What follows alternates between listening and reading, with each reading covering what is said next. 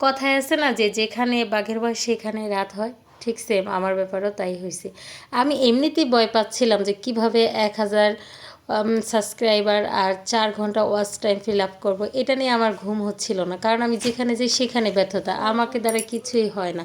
কেন হয় না সেটা জানি না। বড় আশা নিয়ে অনেক চেষ্টাও করি কিন্তু সফলতা আসে না।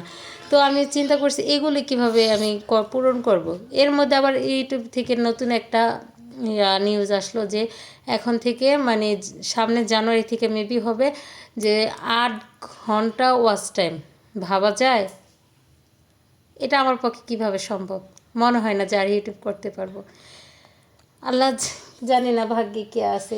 যতই স্বপ্ন দেখি, যতই আশা করি, সব কিছু ভেঙে যায়। কোনো স্বপ্নই আমার পূরণ হয় না, কোনো ইচ্ছাই আমার পূরণ হয় না। কেন আমার সাথে এরকম হয়? সব সময় আমার সাথে শুধু ব্যর্থতা আর ব্যর্থতা, আর ভালো লাগে না।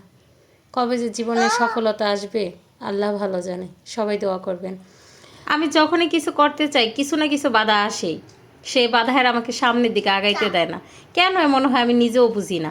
না হয় এই যে দেখেন এত বছরের পরিবর্তন হলো না, আর এখন আমি একটু শুরু করছি, এর মধ্যে ইউটিউবের যত সব নিয়ম 10 মানে 5 মিলিয়ন জায়গা 10 মিলিয়ন শর্টের ভিউজ থাকতে হবে। তারপর হলো 4 ঘন্টা জায়গা 8 ঘন্টা ওয়াচ টাইম থাকতে হবে। কত কি!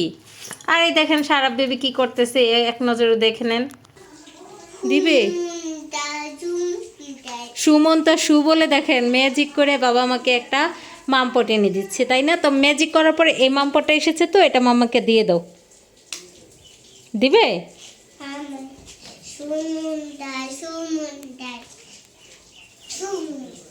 সুমন্তা সুমন্তা সু দাও। এ ম্যাজিক করে নিয়ে আসছে মামপটো। এটাতে কি মাম খাবো? আচ্ছা, থ্যাংক ইউ। আমি অনেক খুশি হয়েছি। সারাফের পাখির জন্য পাগল হয়ে গিয়েছিল, তো মুরগির বাচ্চা হাঁসের বাচ্চা আইনা দেখলাম যে ও আসলে কেউ যত্ন করে রাখবে কিনা। এখন দেখি না, আমার বাবা একটা একটা করে নিরুদ্দেশ করে দিচ্ছে। তো এখন কি করার, আমার মায়া লাগে এগুলোর জন্য, তাই এগুলো এখন ওর নানুর বাসায় দিয়ে আসবো। কিছুক্ষণের মধ্যে আমরা রওনা হয়ে যাব। তো এই দেখেন মুরগির বাচ্চা 3টা তো নাই, এখন 2টা হাঁসের বাচ্চা আছে। তো এই 2টা জীবন বাঁচাতেই হবে, যেমনি হোক বাঁচাতেই হবে, না হয় নিজেকে নিজের কাছে অপরাধী মনে হবে যে আমার ছেলের বায়নার জন্য আমি কেন এই নিষ্পাপ হাঁস মুরগির বাচ্চাগুলোকে এনে এই রকম পরিস্থিতিতে ফেললাম। তো সব কিছু নিজের অপরাধ বোধের থেকে এখন বাবার বাড়ি পার্সেল করতেছি। এখানে ছোট ভাইয়ের বউকে বলেছি যে তুমি পাইলো, তো এখন যাইতেছি বাবার বাড়িতে হাঁসের বাচ্চাগুলো দিয়ে আসতে। আবার ছোট ভাইয়ের একটা মেয়ে আছে, তো ও আবার এতটা দুষ্টু না, কিন্তু আমার মনে হয় যে সেখানে ভালো থাকবে। তারপর যদি ওইখানে মনে হয় যে ভালো থাকবে না, তাহলে এখানে একটা বাড়ি আছে গ্রামের মতো, তারা হাঁস মুরগি সবাই পালে, তাদেরকে এমনিতেই দিয়ে দিব। তারা লালন পালন করে বড় করবে। তো চলে যাচ্ছে। আর সারা বলছে মাম্মা তুমি এই কাজটা করো না, তুমি আমার মিঠুকে দিয়ে আইসো না, অনুরোধ করতেছে। তো এইটা হচ্ছে আমাদের এই এলাকার বাজার। 10টা বাজে থাকে না, আর সকালে ভোর থেকে 9টা পর্যন্ত এখানে প্রচুর পরিমাণে শাক সবজি মাছ মাংস সবই পাওয়া যায়। কিন্তু এখন কি কেউ বলবে যে এখানে বাজার বসেছিল? আর এই দেখেন শরতের কাশফুল দেখা দিয়েছে উঁকি মেরে, কত সুন্দর ফুল ফুটেছে। আমার তো ভীষণ ভালো লাগে। কিছুদিন পরে এটা একটা পর্যটন কেন্দ্রের মতো হয়ে যাবে, এত বেশি লোকজন আসবে ছবি তোলার জন্য কাশফুলের সাথে। আর আমরা তো এই এলাকায় বসবাস করি, তাই আমাদের কাছে অতটা মানে দেখি তো অবশেষে চলে এসেছি সার্পের নানু বাসায়। এই যে দেখেন হাঁসের বাচ্চাগুলো খোলামেলা পরিবেশ পেয়ে ভীষণ খুশি।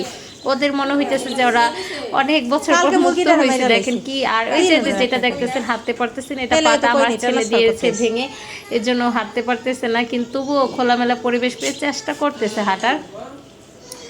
তো এখন সারাপকে নিয়ে আবার বাসায় চলে আসলাম। আসার পরে ও বলতেছে মাম্মা দেখো দাদু কত কিছু এনেছে, তো আপনাদের সাথে শেয়ার করি ও দাদু আজকে কি কি এনেছে। এই যে দেখেন, এটা সারাপের ভীষণ পছন্দের একটা কোল বালিশ, অনেক ভালো লাগে। ও তো বালিশ বলে না, ও বলে আমার পুতুল, আমার মেহেরার পুতুল, এরকম করে কথা বলে। তো সারাপকে একটু ওষুধ ছিল ওরে খাওয়াই নিলাম। এখন দেখাচ্ছি কি কি আনিছে আমার, আনিছে বলে ফেলছি। সারাপের মুখের ভাষা প্রতিদিন দুষ্টুমি করতে করতে এইগুলোই মুখে আসে। ও সারাপ বলবে আনিসির কি জানি রাধিসি এরকম করে কথা বলে, বোঝেনি তো বাচ্চারা একটু ভুল তো বলবেই, তো ওইগুলোর সাথে দুষ্টুমি করতে করতে এখন আমার আসে। এই যে দেখেন আমার শাশুড়ি আমার জন্য বোম্বাই চানাচুর এনেছে, এই চানাচুরটা আমার ভীষণ পছন্দ, বোম্বাই না সরি রুচি চানাচুর, তবে এই যে মোটাটা এটা আমার অনেক বেশি পছন্দ। আর সারাপের বাবা আবার বিরিয়ানি খাইতে চাইছে, এই জন্য বিরিয়ানির মশলা নিয়ে আসছে।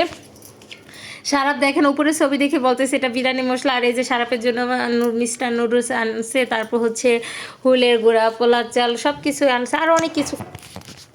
একবার বেবি হওয়ার পর তখন আর নিজেদের স্বপ্ন থাকে না, বাচ্চাদের নিয়েই তাদের স্বপ্ন।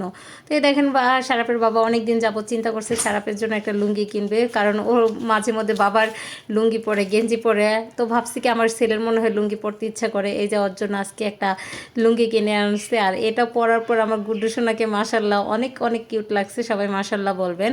তো এখন ও এটা মানে লুঙ্গি আর সেন্টার গেঞ্জি পরে ওর দাদু আর ওর হলো আমার ফুপু শাশুড়ি আর আমার শাশুড়িকে দেখাতে যাবে। তো তারা তো দেখে ভীষণ খুশি হয়েছে, সবাই হাসতেছে যে এখন ওর দাদু বলতেছে এখন তো আমাদের দাদার মতো লাগতেছে তোমাকে, আর আমি বলতেছি আমার বাবার মতো লাগতেছে।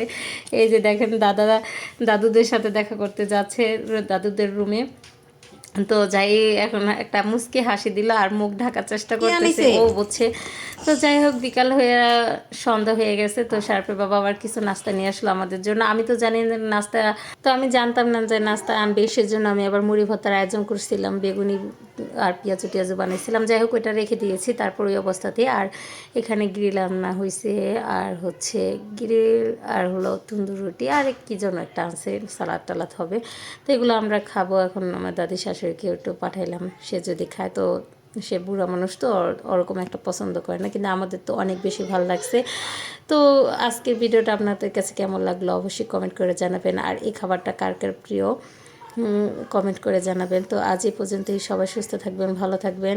নেক্সট ভিডিও দেখার আমন্ত্রণ রইল। আল্লাহ হাফেজ।